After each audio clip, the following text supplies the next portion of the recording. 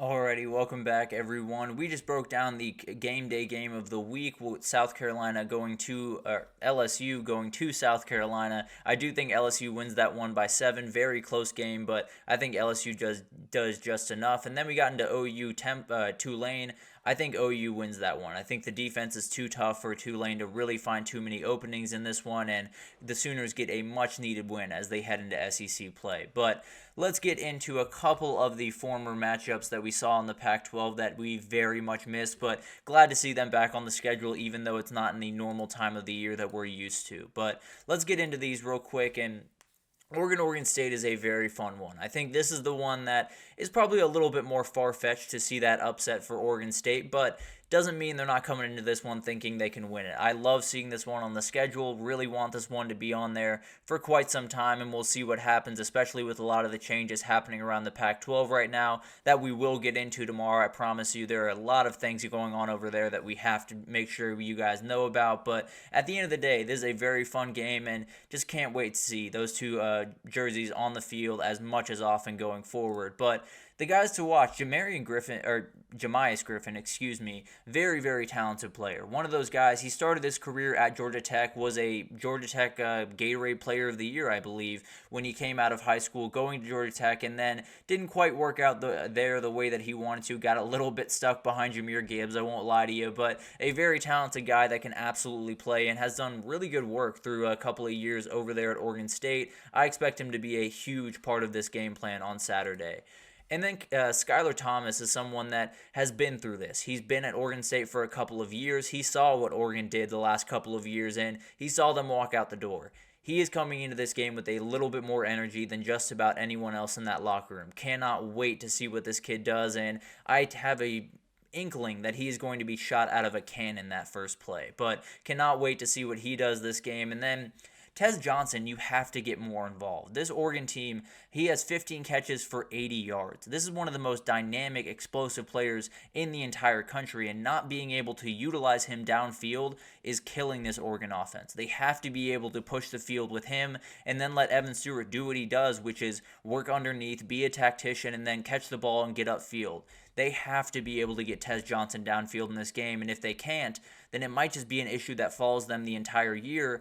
And guess what? If you can't stretch out this Ohio State defense, they are going to suffocate you and make your offense look downright anemic on that Saturday. So get this guy involved as quickly as possible on Saturday, and then let him get downfield. Throw those big-time passes that Dillon Gabriel does struggle to throw, but he's got to be able to pull the trigger in some moments and get this guy going, because he's way too dangerous of a player to have 80 yards through 2 weeks. That is for sure. And then Jordan Burch. I think when you talk about this Oregon State team, there are so many different things to take into account, but the run game is going to be huge. And I think when you have that edge rusher that can keep everything kind of contained, can keep everything pushed towards the interior guys of Derek Harmon and Jamari Caldwell, you're going to have a lot of success. And this is a guy that can essentially just wreck the game from start if he were to get a pick or a fumble six or something like that. But at the end of the day, I think if they can't get this guy out of the game, they have very little shot to win this one. And then also, if you can't slow this game down, you have no shot to win this one. I think Oregon State has a very fun running back duo of Jam Griffin and Anthony Hankerson, and both those guys are really, really fun. They're very experienced players. They know exactly what they need to do in this offense.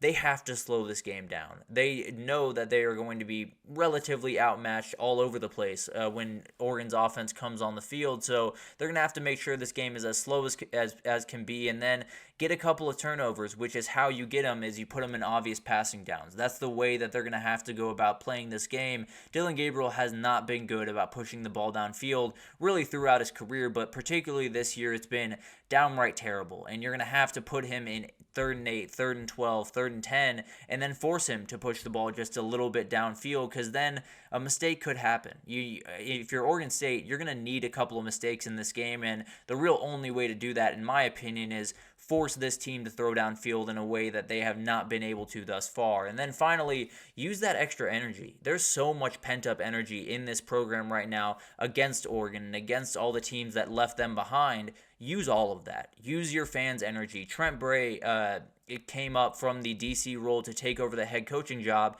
he knows what this is about. All of the fans know what this is about, and a lot of the players on that field know what this is about. Use all of that energy. Use all of that anger that is pent up for the last little bit and has made you really stew against this team. Use all of it on Saturday and see if you can come out with a win. And then some matchups to watch. Obviously, these Oregon wide receivers are going to be a lot for this Oregon State back end, but they're going to have to be able to hold up at least a little bit. It doesn't have to be perfect because the reality is you're not going to play Tez Johnson and Evan Stewart and be perfect on that back end. That's just the reality, but if you can keep these guys under wraps just a little bit, if you can keep especially a cap on this team and not let them get over top and take this crowd out of the game, you're going to have a lot of success. So you're likely not going to outright win this matchup if you're Oregon State, but if you can go punch for punch at the very least, then you're going to have a lot of success. And then the Oregon State front seven against the Oregon O-line is fascinating because the Oregon State front seven isn't necessarily the strongest group in the world. The Oregon O-line has just looked downright terrible through a couple of weeks, and you're going to have to find a way to get after them the first couple of drives, and if you can, then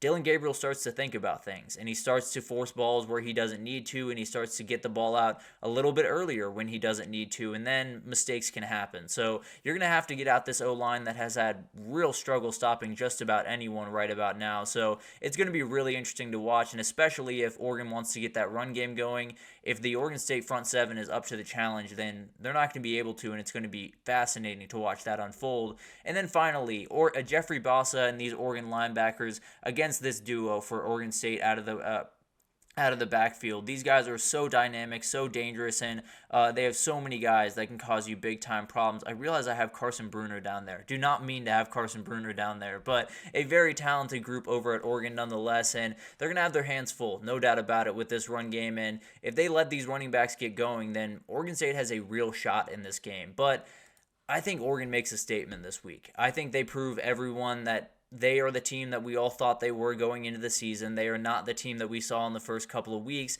I think it was more of a mentality thing than anything else. And I'll get into this a little bit later in the show as well. But I do expect Oregon to win this one pretty comfortably and kind of shoot themselves back up into that conversation for the title. Moving on to Washington State, the Apple Cup as they call it. Cannot wait for this one because it's basically a Pac-12 game. It's not like Washington went off and, got all this talent and Washington State was absolutely gutted. These are two teams pretty much where they were a year ago, where Washington is favored by about 4.5 points. They were probably favored by more a year ago with all of the changes that have happened over there. But I think this is going to be a very interesting matchup because you have one team in Washington State that is going to try to run the ball with their quarterback, with their running backs. They're going to try to be able to slow this game down. On Washington's side, obviously a little bit more pass heavy with Jed Fish, but they are a little bit of a balanced offense. It's just Washington State is very aggressively towards the running side of things. But the guys to watch in this game, I think, you talk about this Washington offense, there's so much passing that going on, especially with someone like Will Rogers taking over at quarterback.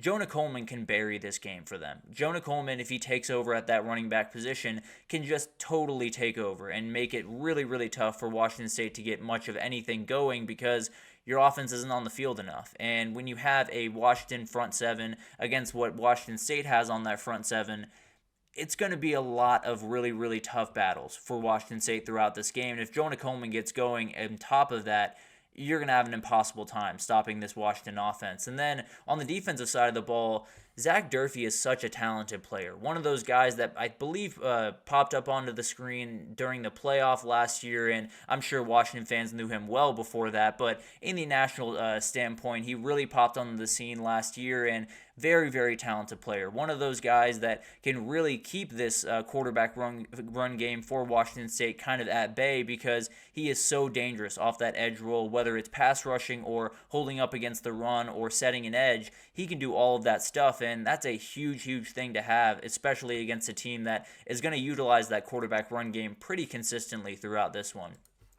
Over the Washington State side, Kyle Williams is a very talented wide receiver for them. One of those guys that you have to have at least a couple of guys in this game that can play on that level, that can play on the Washington level. This is one of those guys. He plays really, really complete football, very, very smart player, and one of those guys that if Washington lets get free just a couple of times in this game could totally change it over in a couple of seconds. And then Kapina Gushikin, a very talented DB for Washington State. This is a guy that has been through it a lot. He has been at Washington State for quite some time. He knows what Washington did. He knows what Oregon did, and he knows that they kind of left them in the lurch over there. I'm sure he's bringing that energy into this game. Cannot wait to see what he does. Kind of like I'm blanking on his name right about now, and I will get it here in a second. Kind of like Skylar Thomas on the other side for Oregon State. You're going to have to get a lot from this kid, and the energy from this kid is going to have to be impeccable throughout this one. But let's get into how Washington State can pull this one off. John Mateer has to take over. He is the rushing game for this team in so many different ways. Has 192 yards against Texas Tech a week ago, is the leading rusher on this team, and you're going to have to make sure that he gets loose. It's going to be really, really tough to do against guys like Carson Bruner and against guys like Zach Durfee, but he has to be a factor in this game. There's no two ways about that. If he is not a factor in this game, then there's no shot that Washington State can get this one done. So get him out there on the edge, pick his moments in the passing game, and then hope that this Washington defense does not react the way that you expect. And then hold this pass rush at bay. We talked about Zach Durfee. They've had 8 sacks through 2 games up there at Washington, and granted it was lesser competition, but they're still going to be a little bit outmatched if you're Washington State trying to block these guys. So they're going to have to make sure they at least keep them at bay and at least give John Mateer a little bit of time to digest this defense, because if they're under him in 2 seconds, then the run game won't get going, the quarterback run game won't get going, and a couple of mistakes will definitely come from that. I can promise you that. And then I apologize. And then throw the first punch. That is the biggest thing in this game. Washington's still a little bit unproven. I think they are playing really good football and have some very talented players on that team, but there's still a team that has not been punched yet. There's still a team that has not been hit yet, at least first. And if you can get out into Husky Stadium and get that first touchdown or get that first takeaway, you're going to have the ability to win this game. It's going to be a very tough game, no doubt about it, but the reality is when you look at this group and when you look at what Washington can do, especially in the Husky Stadium, if Washington State does not throw the first punch, then Washington might just be able to roll over them the entire day. Matchups to watch for this one, the Wazoo O-line needs to hold up. They need to be able to keep this Washington D-line at bay, because if they don't get a run game going in this one, Washington's going to feast. There's no two ways about that. They're just going to be able to suffocate them, and it's going to be something like 24-6 at the end of the day. But if this O-line can hold up a little bit, then maybe John Mateer and these running backs can get going, and then maybe you have a little bit of a conversation happening around that. And then the Wazoo DBs against Will Rogers is fascinating to me, because I think it's a lot of baiting in this game. I think you're trying to get Will Rogers to make that one big mistake that he hasn't made thus far, but has been known to make in the past. So the DBs and the defensive coordinator in general are going to have to become ready for this game, and are going to have to just try to bait him into a couple of tight throws, a couple of tight windows that look really good at the moment, and then you step in front of it and take it the other way for 6 points. So it's going to be something that likely has to happen in this game, is just one mistake from that kid, and those DBs are going to have a ton on their plate to kind of